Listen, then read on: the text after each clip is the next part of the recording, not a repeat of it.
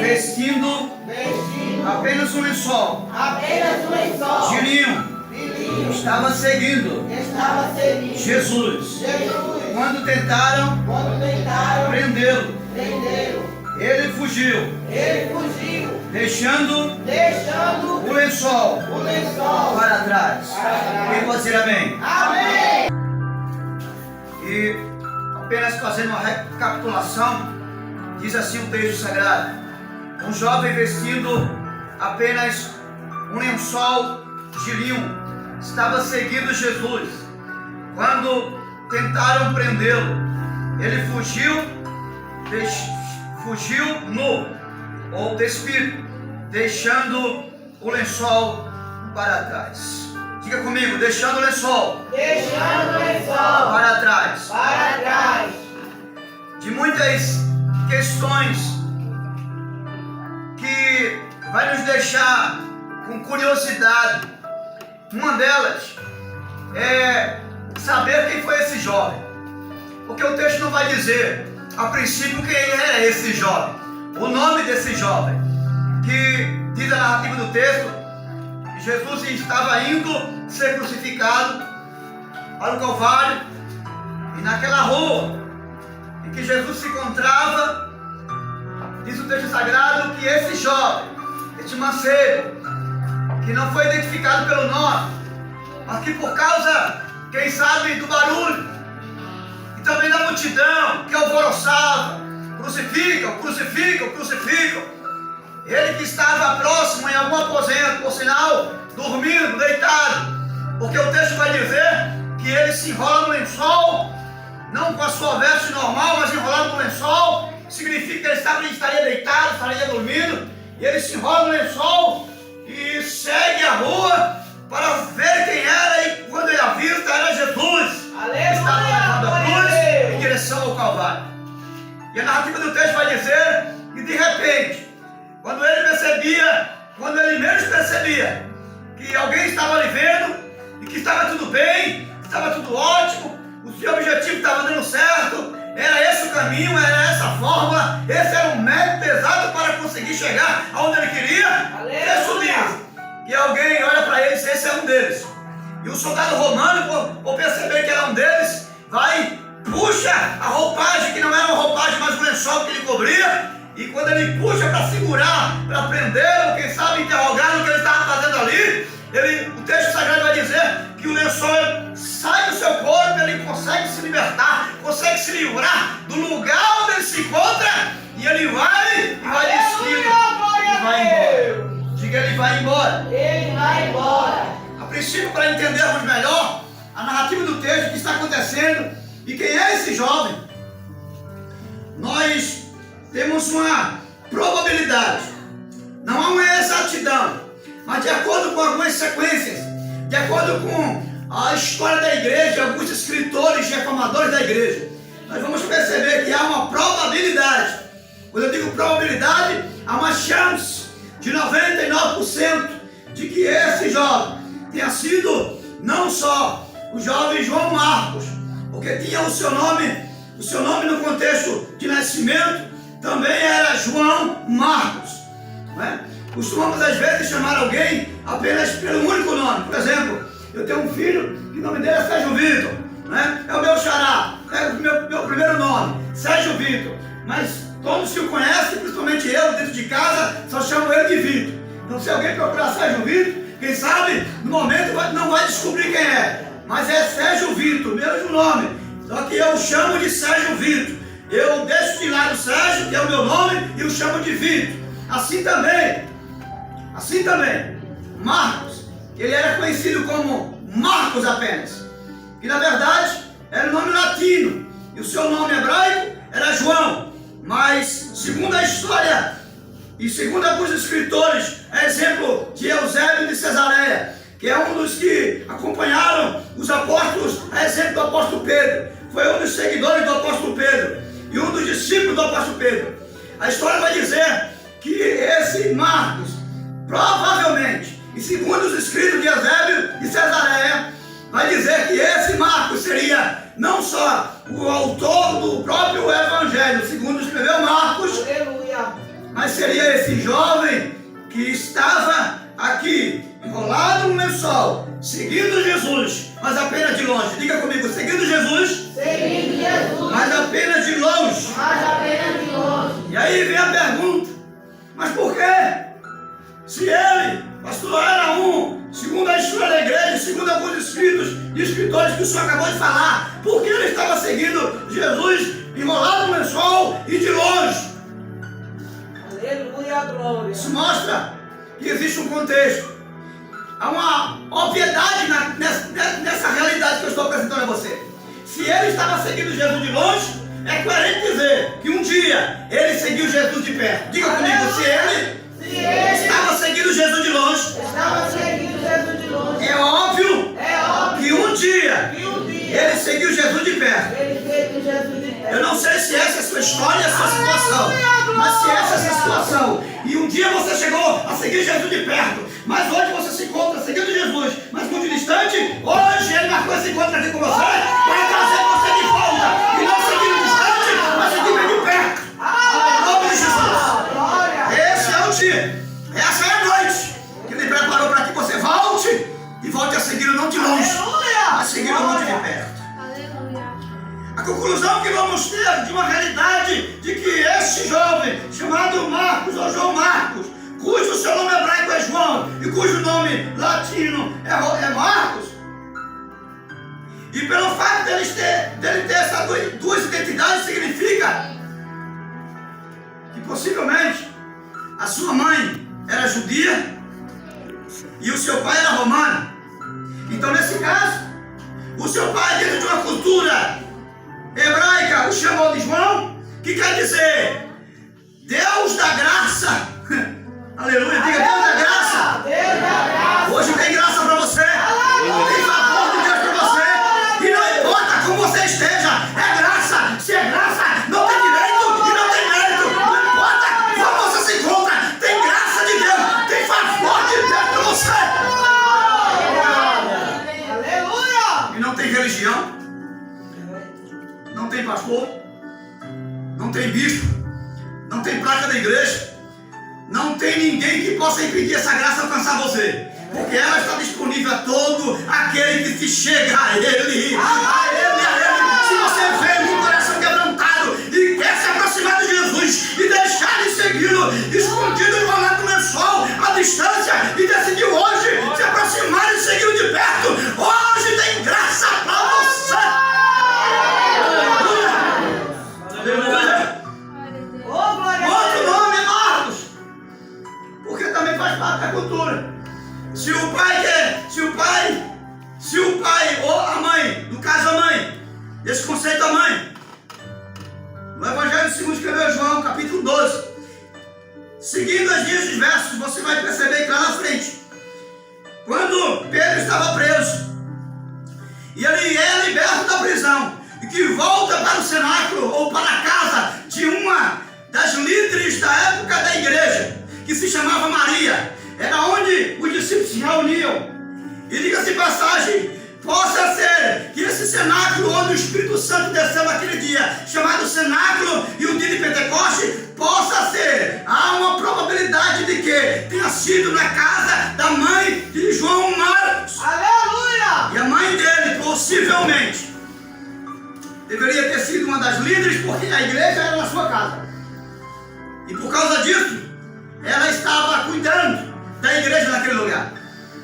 E você vai perceber nas entrelinhas que João Marcos, ou Marcos, ele vai iniciar o seu ministério naquela chamada, segundo escreveu Lucas capítulo 10, quando Jesus convoca os 70 discípulos e envia-os como ovelhas no meio de lobos. Diga, como ovelha? Como ovelha. No meio de lobos. No meio de lobos. Existe um escritor do século XVI, ou melhor, do século IV, que o nome dele chamava-se Papias. Era também conterrâneo do escritor chamado Eusébio de Cesareia. Ele acompanhou a trajetória e diz a história da igreja à luz desse escritor chamado Papias, que João Marcos possivelmente tenha sido um desses discípulos chamados para ir ser enviados ao meio de lobos como ovelhas para o matador. Aleluia. Há uma possível probabilidade de que João Marcos tenha sido um desses 70 discípulos. Você vai perguntar, então pastor, por que agora ele segue Jesus distante?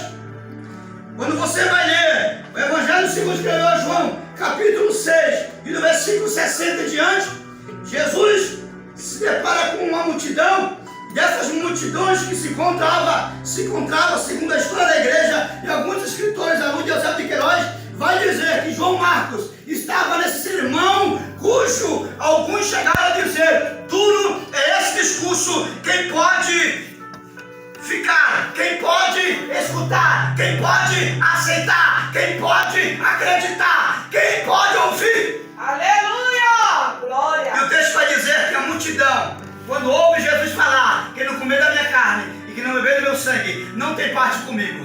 Aleluia. E o texto vai dizer que uma multidão saiu e não andava mais com Jesus. A história vai nos contar que um desses que faziam parte da multidão, João Marcos, seria um daqueles que estavam começando a seguir Jesus de perto, a evangelizar, a fazer a obra, a viver a plenitude da graça, mas de repente, Glória. por causa de uma palavra, diga comigo, por causa de uma palavra, Por causa de uma palavra. ele não anda mais com Jesus. Ele não anda mais com Jesus. Ele sai. Dali por diante, ele começa agora a seguir Jesus. Mas começa a seguir Jesus de longe. Diga, começa a seguir Jesus de longe. Começa a seguir Jesus de longe. Aí você vai entender e chegar a um denominador comum, que há probabilidade, nesse contexto que eu lhe falei, de que esse jovem sem nome tenha sido exatamente João Marcos, que um dia ouviu uma palavra dura e por não entender, por não compreender essa mensagem, decidiu agora não abandonar Jesus na sua totalidade, mas começou a seguir muito de longe. Aleluia. Aleluia! Aleluia! Essa pode ter sido uma das razões porque João Marcos começou a seguir Jesus de longe e não mais de perto, por causa de uma palavra. Essa pode ter sido uma das razões. Eu não sei se essa foi ou está sendo a razão pelo qual você, que um dia seguiu Jesus muito de perto, e servia a Jesus com muita proximidade, com um relacionamento muito estreito. Eu não sei se essa é a sua realidade. E eu ouvi uma palavra que entristeceu seu coração, que eu ouvi uma mensagem que, quem sabe, você distorceu, não teve o discernimento do Espírito, levou para o lado humano das coisas, interpretou de forma diferente. Isso entristeceu sua alma, isso deixou você humilhado, isso deixou você para trás, isso deixou você frustrado. Eu não sei que palavra foi essa, ou aqui de dentro, ou lá fora, mas eu quero dizer a você que hoje, aqui nessa noite, Deus está convocando você para voltar a andar com Ele, mas muito perto. Glória a Deus. Eu não sei se foi uma palavra. E por essa razão, João Marcos não anda mais com Jesus. Não de perto. Não como fazia. Deixou de evangelizar. Ele fez parte dos 70 na ordem da evangelização, mas agora ele não está evangelizando mais. Ele fez parte daqueles que Jesus enviou de 2 em 2. Agora ele não faz mais visita. Também não deixa de ir para o culto, porque ele está vendo de longe. Quem sabe, às vezes, você está tendo culto, mas está seguindo Jesus muito longe, desligado daqui. Você está aqui no corpo, mas a sua mente está em outro lugar. Você está aqui dentro, a sua alma, seu espírito está em outro lugar. Está seguindo Jesus, mas está seguindo Jesus de longe. É verdade, aleluia. Assim, papai. Deixa eu nos ensinar uma outra razão pelo qual João Marcos agora segue Jesus não de perto, mas de longe. Quem sabe? Alguns filmes que a gente vê por aí sobre João, não somente João o evangelista, o evangelho segundo escreveu João, mas de João também, vai dizer, vai apresentar o João barbudo, vai apresentar João de cabelo branco. Mas João, na verdade, naquela época, tinha seus 15, 16, no máximo 17 anos de idade. Quem sabe? A falta de experiência dele, a falta de não ter um ombro amigo, a falta de não ter alguém para aconselhar, alguém para orientar. Não, rapaz, não é assim. Calma, vamos lá, vem cá, eu vou lhe ajudar. Quem sabe a falta de ter alguém do lado dele para ajudar, para levantar, para orientar, para aconselhar, para dizer na hora do cansaço, eu te dou força, para levantar na hora da queda. Quem sabe essa foi a razão de João Marcos não continuar mais seguindo Jesus e seguindo de perto. Aleluia! Eu não sei se essa foi a razão pelo qual também você deixou de seguir Jesus, mas está seguindo de longe. Eu quero dizer para você que hoje aqui, se porventura faltar alguém para estender a mão e dizer para você, conte comigo quando precisar, Jesus não vai te faltar. Aleluia! A presença dele não vai te faltar. Glória a Deus! Mas eu quero crer que não é só a presença de Deus que não vai te faltar. A presença de Deus vai estar aí presente hoje, agora, todo dia. Mas todos esses que estão aqui hoje estão dispostos a te ajudar também. Se você quer isso, diga mais alguém. Diga, se você precisar de mim. Olha para o seu irmão, diga, se você precisar de mim, conte comigo para o que for e para o que der. Se for preciso, eu vou com você até o fim.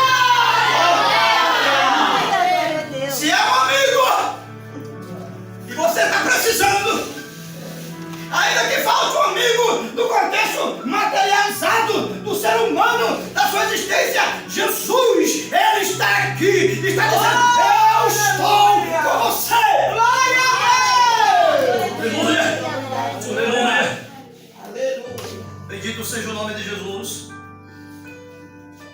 E diz o texto sagrado que João Marcos seguia Jesus de longe. Ou Marcos, como você queira designá-lo, o jovem.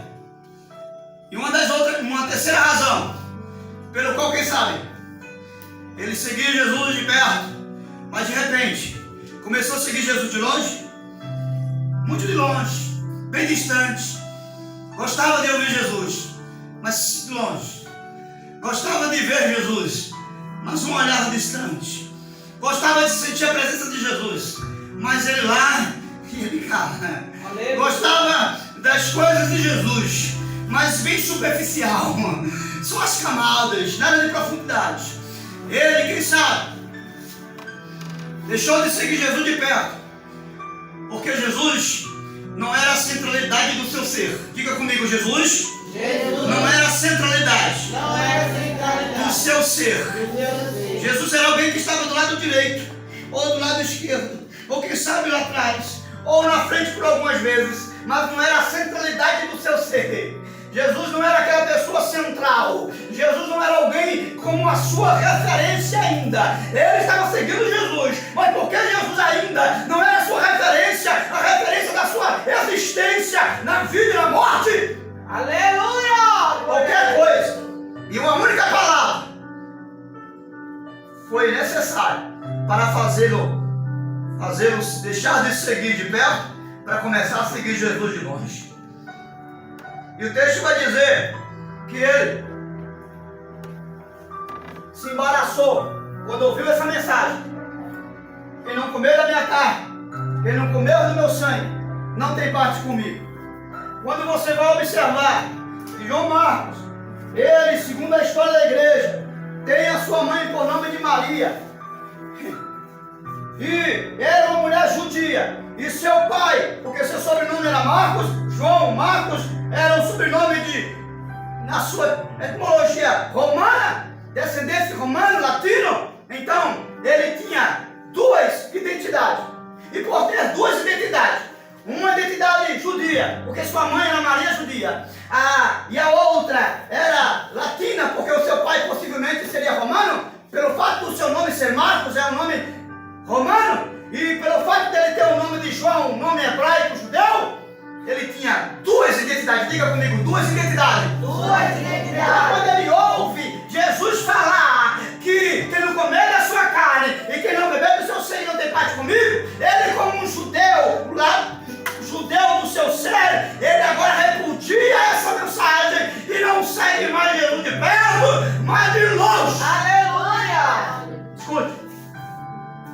seguir Jesus com duas identidades. Ou você tem uma identidade, ou você tem outra identidade. Não dá para ser crente só aqui dentro e lá fora ser outra pessoa. Diga comigo, não dá para ser cristão Não dá pra ser cristão. só aqui dentro Só aqui e dentro. lá fora E lá ser fora. outra pessoa. Você tem que decidir hoje, aqui, agora, quem de fato você deseja ser na presença de Deus. Você precisa decidir quem de fato é Jesus para você. Se você já sabe, diga: eu sei. Quem é Jesus para mim? Porque eu quero dizer a você que eu sei quem é Jesus para mim. Evangelho segundo escreveu Mateus, capítulo 16, versículo 13 em diante. O texto sagrado vai dizer que, indo em direção a Cesareia, Jesus para os discípulos no caminho. Ele faz duas perguntas. Ele diz: quem a multidão diz que eu sou? E os discípulos olham para ele e dizem: Senhor, a multidão, alguns dizem que o Senhor é João Batista que ressuscitou, a outros dizem que o Senhor é Elias, a outros dizem que o Senhor é um dos profetas também que ressuscitou. Ele se dirige aos seus discípulos agora e no particular. Ele diz: agora, para vocês, quem eu sou? Quem dizem vocês que eu sou? E Pedro, numa revelação, e você já sabe a narrativa do texto, capítulo 16, versículo 3 em diante, Pedro diz: Senhor, eu não sei, em outras palavras, eu não sei para João, eu não sei para Marcos, eu não sei para todos os outros aqui, mas para mim, no particular, na individualidade do meu ser, tu és o Cristo, o Filho do Deus vivo, o meu Cristo. Aleluia! Se isso não acontecer comigo e com você, Pedro estava dizendo o seguinte: não importa qual é a ideologia ou a imagem que tem o mundo, ou a multidão, ou meus compatriotas que estão aqui a teu respeito, mas para mim, independente do que acham do Senhor, independente do que acredita do Senhor, independente que vão continuar com o Senhor, independente que vão te rejeitar, independente de tudo e de todos, eu assumo: o Senhor é o meu Cristo, é o meu Salvador, é o meu Deus, é o meu Senhor, é o meu Messias. Aleluia! Glória a Deus. Quer na vida, quer na morte, tu és o meu Messias, Jesus. Aleluia! Isso tem que estar dentro de você, porque no caminho é o caminho de Cesareia. Diga: é o caminho de Cesareia. Escute, Jesus estava indo ao caminho de Cesareia. Mateus 16, verso 13. E esse caminho que ele vai para Cesareia não é Jerusalém. Diga: não é Jerusalém. É uma região pagã. Ele vai para Filipe de Cesareia, aonde é o imperador pagão, e onde nesse período se está estabilizando, está iniciando uma estabilidade de endeusação aos imperadores daquela época. E já se tinha lá uma imagem, a referência do imperador para adorar, para se prostrar, para render ação e graça aos imperadores daquela época. E é nessa direção desse mundanismo pagão, imoralidade, dessa incredulidade do tempo daquela época, que Jesus para eles e vai dizer: aleluia, escute, nós estamos indo para um lugar idólatra, onde lá eu não sou o Messias, e lá eu não sou o Deus de vocês. Mas eu quero saber, aqui e agora, quando chegar lá, nesse caminho de paganismo, nesse caminho onde você tem a oportunidade de olhar para trás, onde você tem a oportunidade, a opção de escolher ou o Senhor, o Deus Criador do céu e da terra, ou o Deus homem, centralizado no homem, ou centralizado em pau, em pedra e madeira. Vocês vão ter a oportunidade de esmazer uma opção. É nesse caminho que vocês podem continuar avançando comigo ou recuar. É nesse caminho onde vocês assumem essa verdade que eu sou, assumem esse caminho que eu sou, assumem essa vida que eu sou na minha existência e que vão passar a viver dentro de vocês. É nesse caminho. Eu quero saber se vocês estão dispostos a confessar quem eu sou para vocês. É nesse caminho de perca, diga comigo, nesse caminho de perca. Porque eu seguir Jesus não é só um caminho de ganho, meu querido. É um caminho de perda também. Existem frustrações, existe choro, existe tristeza, existe vales em vez de montanhas. E diga de passagem, há mais vale do que montanha, há mais honra do que honra. Mas uma coisa é certa, no caminho com Jesus, a garantia de chegar lá é certa. Aleluia. E quem sabe a vida pode até oferecer, quando se deparar diante de uma queda, se você vai ficar prostrado ou vai continuar seguindo Ele, porque Ele não está buscando aqui quem é forte, quem é poderoso. Ele está convidando quem é fraco, Ele está convidando pecadores, Ele está convidando jovens que reconhecem na sua consciência de existência que é necessitado dEle, que precisa dEle, que embora é forte, é robusto, tem força, tem energia, mas essa energia, essa força depende dEle. Aleluia! Ele quer saber se eu e você temos Ele como centralidade do seu ser.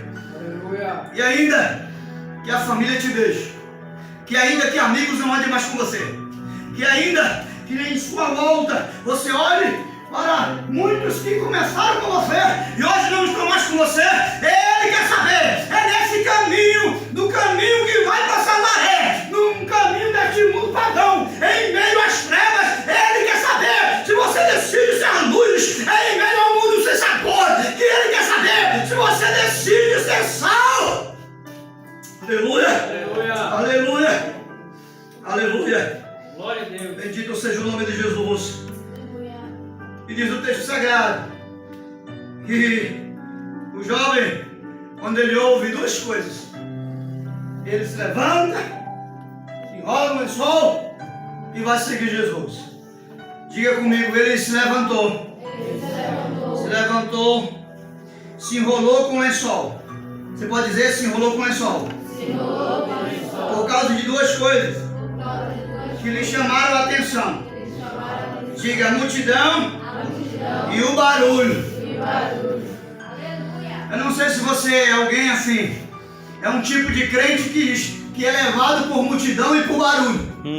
Eu não sei o que é que motiva você. Se é barulho no ambiente ou é multidão. Ou se é multidão ou é barulho, eu não sei. Mas seguir Jesus por causa de multidão e por causa de barulho, não. Isso é pragmatismo espiritual. Pragmatismo espiritual. Isso é pragmatismo psicológico da mente de muito crente. E que a sua presença de Deus está no meio de multidão. E que a presença de Deus está quando há barulho. Quando há barulho, Deus não se faz presente. Você conversa. Sem ideologia mundana. Mas hoje aqui, não importa se tem barulho ou se tem silêncio, se tem uma ou duas pessoas ou se você está no meio da multidão, a presença dele é real aqui. E eu quero crer, eu creio incondicionalmente. E não importa se um dia você chegar aqui e só encontrar o Tiago Abraão olhando aqui sozinho, a presença dele está aqui. Ele está aqui com graça, com poder, com sal, pronto para derramar sobre sua vida. Bendito seja Deus.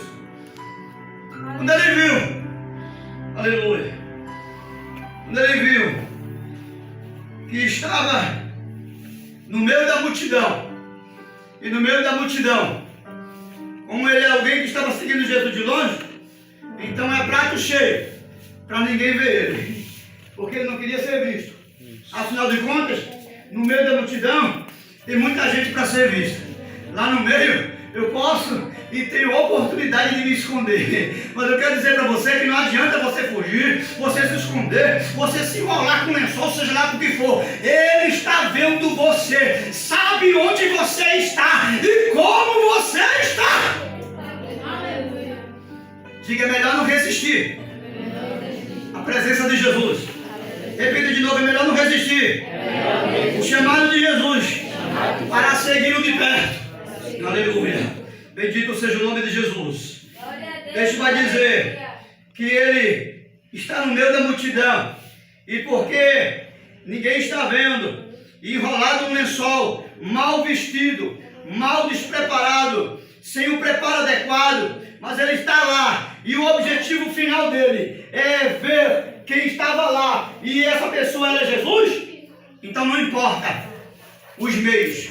O que importa é os fins. Diga comigo, não importa os meios. O que importa são os fins. Só que isso não é evangelho. Isso é pragmatismo. São ideias e filosofias lá do mundo, onde os meios não importam. O que importa é chegar lá. Conversa. Não, Senhor. Os meios importam sim. Jesus disse, eu sou o caminho, o meio, a fórmula, o método pelo qual você pode chegar a Deus. Aleluia. Diga, os meios importam sim. Jesus disse, eu sou a porta. Passagem. O meio que vai atravessar você para o outro lado. Aleluia. É o caminho. Então os meios importam sim. O mundo tem uma ideologia furada, que não importa. O que importa é viver bem. Se casar hoje se tornou uma utopia, se tornou algo arcaico, ultrapassado. Mas o Evangelho, e segundo Jesus, que estabeleceu o casamento como princípio, debaixo da bênção de Deus, ele disse, deixará o homem e se unirá à sua mulher. Ele estava estabelecendo ali um casamento debaixo da bênção de Deus, mas debaixo da autoridade dos homens também. Aleluia. Então não vai nessa conversa que é melhor e o que vale é o bom viver e não passar pelo casamento. E que não importa esse negócio de pureza, esse negócio de casar pura, isso é arcaico para o mundo, é arcaico para o diabo, é arcaico para todo aquele que está distante, muito distante do Evangelho. Mas o Evangelho é novo, porque a vida com Cristo é novidade e novidade de vida. Aleluia. Diga comigo, o Evangelho Nunca traz novidade. É verdade. Meu Deus. não, pastor, não, porque ele já é novo. Aleluia. E é um novo absoluto. Desde o dia que o Evangelho foi decidido como uma canonização inspirada pelo Espírito do Eterno, que nada se altera, nada muda. O Evangelho é um só homem e sempre, enquanto houver geração e a igreja que estiver aqui embaixo, ele é um só. Aleluia. E o Evangelho é um só. É um só. Não tem novidade. Não tem Se tiver alguma novidade no culto, se tiver inovação, se tiver alguma coisa criada além daquilo que está estabelecido no Evangelho, Aleluia. não traz renovação. Diga, não traz renovação. Não traz renovação. Porque o Evangelho é a única coisa que pode renovar a minha e a sua vida. É a palavra de Deus. Se ela não funcionar, se ela não trazer transformação como a precedência da renovação, nada vai acontecer. É verdade. Aleluia. Diga, se o Evangelho não mudar, Se o Evangelho não mudar, o meu ser, o meu ser, nada vai mudar. nada vai mudar. Não vai ser lâmpada azul, não vai ser tinta preta na igreja, não vai ser cortina colorida, não vai ser peça teatral, não tenho nada contra, não vai ser nada disso. Não vai ser rodar peão aqui, não vai ser sacudir banco e correr na Aleluia. cabeça, não vai ser ficar saltando para lá e para cá, não vai ser nada disso que vai trazer renovação, mas o viver, o Evangelho e o Evangelho de Cristo Jesus. Isso. Aleluia. Aleluia. Glória a Deus. E ele vai dizer, o que importa é que eu vou chegar lá no final. Os meios não importavam para ele. E nós estamos vivendo esse tipo de pragmatismo no meio da igreja. E muitos não estão se portando mais com os princípios estabelecidos como regra de vida espiritual e social. Amém? Amém. Diga, eu sou um jovem, Eu sou jovem, mas eu mas eu tenho princípios tenho princípios estabelecidos estabelecidos aqui dentro aqui e dentro lá fora e lá fora para seguir Jesus. Para seguir Jesus. Não é simplesmente eu vou chegar lá e chegar de todo jeito, não. É passo a passo, diga, é passo a passo. É passo a passo. A vida, ela é passo a passo. É um processo hoje, um processo amanhã, um processo depois, e tudo obedecendo limites. Diga, obedecendo limites. Não dê um passo além das suas pernas e não vá além dele. Ele disse, quem quiser me seguir, se alguém quiser, siga-me após mim. É após mim. Ou seja, venha atrás de mim. Não dê um passo além de mim. Espere-me. Eu sou a centralidade do seu ser. Sou eu que puxo a carroça. Sou eu que conduzo você. Sou eu que oriento. Sou eu que estou à frente. Aleluia. Não adianta ter passos achando que Deus está devagar. Às vezes a gente tem essa ideia. Está muito lento esse negócio de Jesus. Que demora. Será que eu tenho que esperar todo esse tempo para viver essa realidade que eu tanto quero? Para viver esse sonho? Eu tenho que esperar quanto tempo mais, Jesus? Deixa Jesus, não vai na frente de Jesus, não. Espera mais um pouquinho. Espera 2 tempos. Espera 2 tempos. Espera 3 tempos. Eu não sei quanto tempo, mas hoje saia daqui engravidado do tempo de Deus. Diga hoje. Eu saio engravidado do tempo de Deus. Precisamos aprender a nos engravidar do tempo de Deus. Aleluia. Glória. É algo que a gente não aprende com facilidade. Mas todos nós precisamos.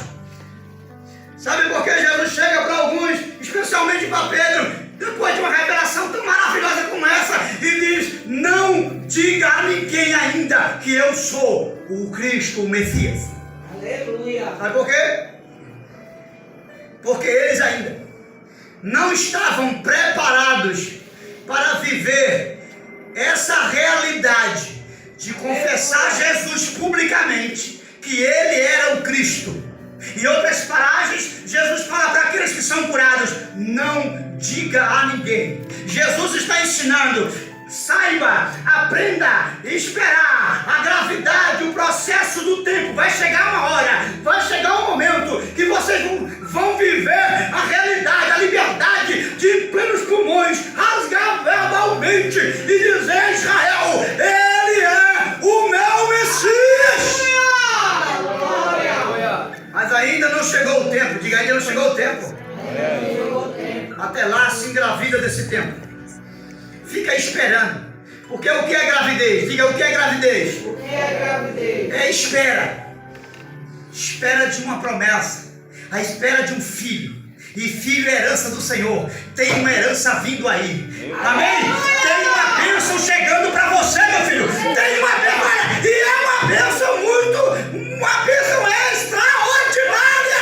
Não é qualquer bênção, não. É por isso que você precisa saber viver esperando o processo da gravidez do tempo de Deus. Porque se você não aceitar se engravidar do tempo de Deus, escute, estou finalizando. Você pode até receber uma herança. Diga, eu posso até receber uma herança. Mas vai ser prematuro. Meu Deus. Diga Meu comigo, Pai nada me a ver ajude na depressa. terra. Cada vez depressa. É Ele vai verdade. chegar com você que é uma pessoa madura, uma pessoa experiente, uma pessoa experimentada no reino, uma pessoa experimentada no deserto, e vai. Meu Deus, vem não vai cá na poder minha se comunicar terra, com alguém que me não tem ajude na terra. experiência de nada. É verdade. Só vai atrapalhar você. É. E daqui a pouco, em vez de você estar seguindo Jesus de perto, já segue ele de longe. Por quê? Porque não aprendeu a se engravidar do tempo de Deus. Aleluia. Teve uma herança, mas teve uma herança muito prematura. É.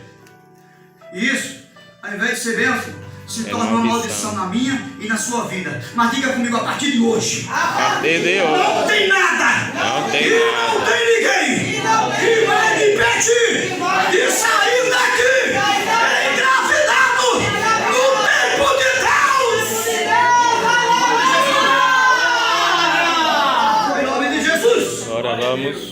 Aleluia. Presta atenção. Ele só queria ir lá ver Jesus e voltar para casa. Diga comigo, ele queria ver Jesus Queria ver Jesus. e voltar para casa. Voltar pra casa. Nada mais. Será que você não está seguindo Jesus assim? Tem muita gente para evangelizar. Eu só vou lá para dar apoio. Aqui tá bom. O banco tá bom para mim. Não é nada. Eu só quero ficar aqui na superfície. Eu quero tomar um banho também. Eu quero viver essa plenitude. Mas uma plenitude na superfície. Eu não quero mergulhar com profundidade. Ele só queria uma coisa. Ele queria ver Jesus e voltar para casa. Tem crente que está vindo para a igreja e voltando para casa. De casa para a igreja, de casa para a igreja, de igreja para casa. E é um vai e vem sem assistência, sem sentido de viver. Sem sentido de assistência de Cristo. Porque o viver com Cristo é viver a vida de Cristo. Olha aí. O seguir Jesus é seguir os passos dele. E aí eu lhe pergunto, quais são as implicações de seguir os passos de Jesus? Diga comigo, é viver É viver a vida de Jesus. a vida de Jesus. Se a vida dele foi pregar o evangelho, por que tu não está pregando o evangelho? Não, Olha aí, porque olha. meu coração, mas acaba com essa história. Olha aí. Esse negócio eu vou orar para saber se Eu acho Jesus que é quer bom, ir na Jesus. campanha, para saber se Jesus quer eu trabalhando na obra dele. Tá começando a tua filha, quase para Jesus. Isso é tua filha, isso é tua filha espiritual. Ele já chamou você. É. Faz muito tempo. Eu acho é bom, Jesus. É. Pega essas palavras, diga Jesus. Grande é o estreito, é. Senhor. Meu Pai, me ajude. Porque se você decidir continuar na superfície da vida, seguindo Jesus assim, só superficialmente, sabe o que vai acontecer? Vai surgir outras coisas que vai substituir seguir Jesus de perto. E outras coisas que não era para estar perto, vai substituir o lugar de Jesus em sua vida. Então não permita que outras coisas tomem a centralidade da presença do seu Senhor. Aleluia. Não deixe. Pode ser quem for. Não estou dizendo que é proibido namorar. Não estou dizendo que não pode ter amizade. Não estou dizendo que não pode fazer uma faculdade. Se relacionar com pessoas. Não estou dizendo isso. Mas não permita que nenhuma dessas coisas tome a primazia e a prioridade do seu Senhor. Se for preciso perder os dias, perca os dias. Se for preciso deixar de ter, deixe de ter. Se for preciso viver em perca de algumas coisas que você está presa, que você está É assim mesmo. seguro, que está apegando o seu coração lá e lá e hoje, aqui e agora. Aleluia. Glória. Oh, Espírito Santo. Meu Deus. O negócio tá sério. Viver sem compromisso jamais. Diga, viver sem compromisso. Viver sem compromisso. Jamais. Jamais. Tem alguém aqui que não tem compromisso? Meu Deus. Começa a assumir um compromisso com Jesus. Não dá para ficar namorando Jesus. Oh, aleluia. Jesus não quer namorico de ninguém. Não dá para paquerar Jesus. Não dá. Sabe por que não Olha. dá? Porque isso não significa compromisso sério. Isso pode Meu ser Deus. agora, amanhã não. Não é? Assim, e nem como cristão, na realidade da existência, cristão não pode ser assim também não, viu? Se é pra namorar, parte pra namorar um relacionamento sério, pra casar, e não pra ficar tentando. Eu vou tentar, se não der certo, eu sou muito jovem, aparece outro. Olha aí. Aparecer o meu perfeccionismo, até aparecer o meu Jesus. Sabe quando vai aparecer? Nunca! É desse jeito. Meu Deus na Fica terra. tentando ver se dá certo. Diga comigo, crente. Não Crente, fica tentando. não fica tentando, ai, Vê meu se Deus. dá certo. Vê se dá certo. E que você partir para namorar, parte para casar. Principalmente você que é um cabra homem, um homem de Deus. Amém? Nada de ficar passando tempo. Não, é porque todo mundo namora. Qual a motivação para namorar? Olha aí. Alô! Muito forte. Olha Abraão. É porque a coleguinha da escola tá mandando de você. Tu vai ficar com a titia. Tu vai ficar vovó. Aleluia, Jesus.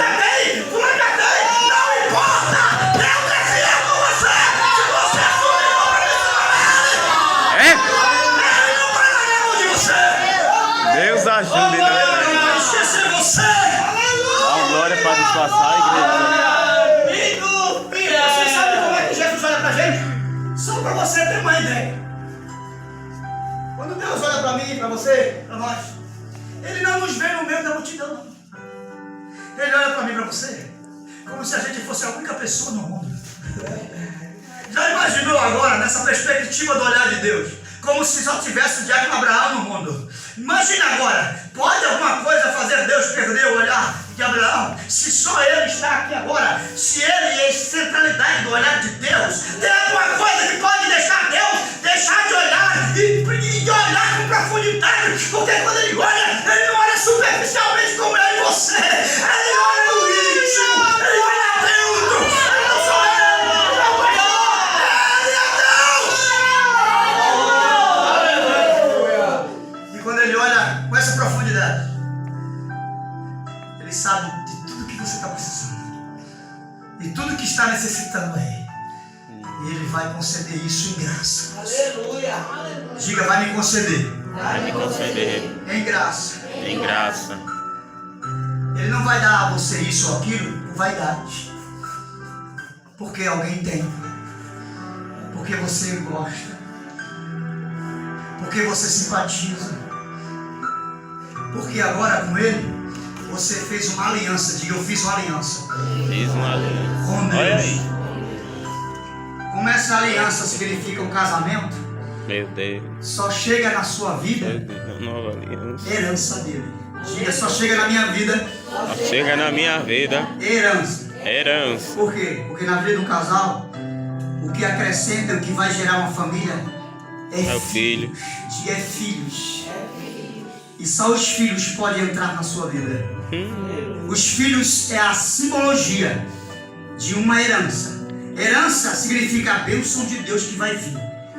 Nessa aliança, de uma junção, onde a sua vontade é a vontade dele, onde o seu desejo é o desejo dele, onde os seus planos, os seus projetos são os planos dos projetos dele. Aleluia. Deus não permitirá que nada nem ninguém se interfira na sua estrada ou no seu caminho. Aleluia. Sem que seja uma herança. Em nome de Jesus. Desse jeito. A partir de hoje, à luz do texto que nós lemos, permita que esse lençol saia e seja substituído pela veste de Deus. Diga, a partir de hoje, eu lanço fora este lençol de superficialidade, esse lençol onde não há os meios, esse lençol Esse lençol. de engano, onde o que vale é a multidão O que vale é e o barulho. Eu lanço fora e substituo pela veste do meu Salvador, pela veste da justiça, pela veste da verdade, pela veste da fidelidade, pela veste da honestidade, pela veste da salvação. Aleluia, glória a Deus. E aí está vestido, eu finalizo agora. Sabe por quê? Deixaram ele nu? Porque lençol não veste ninguém. Não tinha cinto. Lençol não tem botão. Olha aí, Lençol olha. não tem cinto. Lençol não tem nada para segurar. Nada. Ele estava na fragilidade da vida. O evangelho ainda não havia sido instalado no seu ser. Aleluia. Mas diz a história da igreja. Eu disse a vocês no princípio que esse João Marcos, que ora estava aqui, ora estava lá embaixo, e que começou bem, mas estava terminando mal, ele não terminou mal na sua estrada. Porque a história da igreja vai dizer que ele, no ano 47 depois de Cristo, ele se encontra com Pedro, e o apóstolo Pedro torna-se sendo o seu mestre, o seu tutor, e ele volta-se para a voz do evangelho que ouviu do seu Senhor e se torna um discípulo de Pedro. E agora essa carta de São Marcos não é só uma carta de Marcos, mas uma carta petrina, porque ele é como se fosse o escritor do apóstolo Pedro, e há uma junção de uma autoria de João Marcos a Pedro. Os dois são responsáveis por esse livro, esse evangelho, que hoje nos trouxe alimento de vida, alimento de verdade, hoje nos libertou dos lençóis e nos vestiu com a graça do evangelho.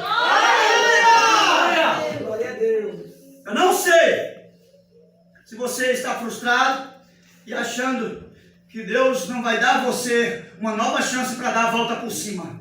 Tem uma oportunidade chegando e já chegou hoje aqui para você. Deus está dizendo, você vai dar a volta por cima. Eu tenho um propósito muito maior do